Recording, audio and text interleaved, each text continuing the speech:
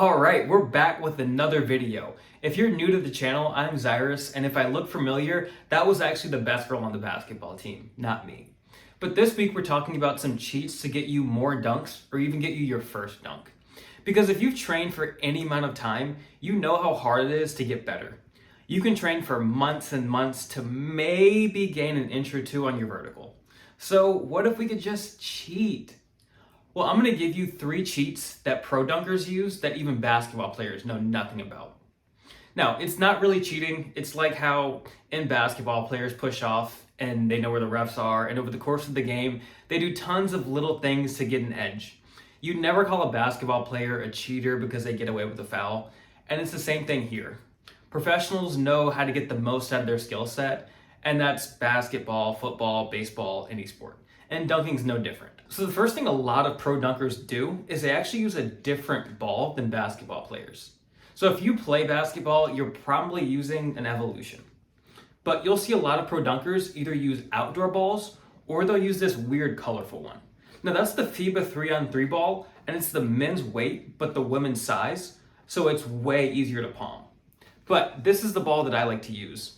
It's just a cheap $25 ball that you can find at any sporting goods store, and it has so much more grip than my $80 Evolution. And for dunking, all that matters is the grip. You don't have to dribble or shoot, it's just about not losing it.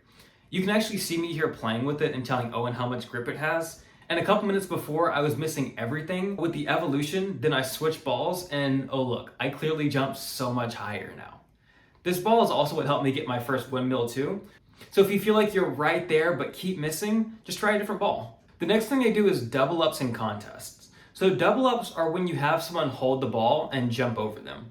Once you get the coordination, you can actually get much higher than you can normally jumping, because when you do it, you're pushing off.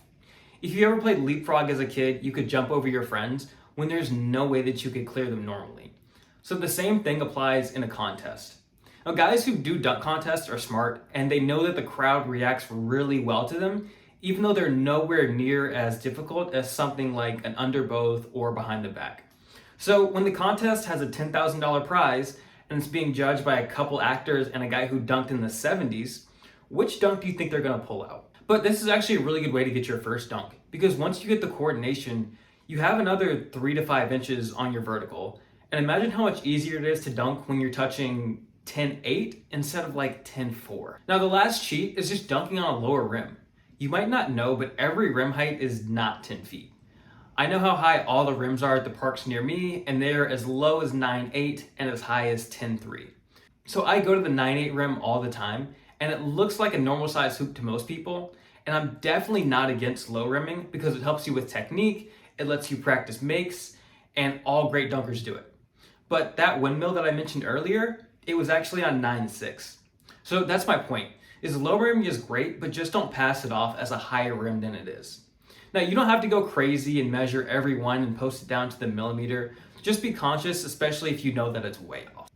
So I started off by calling these cheating, but at the end of the day, there's no refs here. Most of the time we're going outside and messing around. It's not that serious.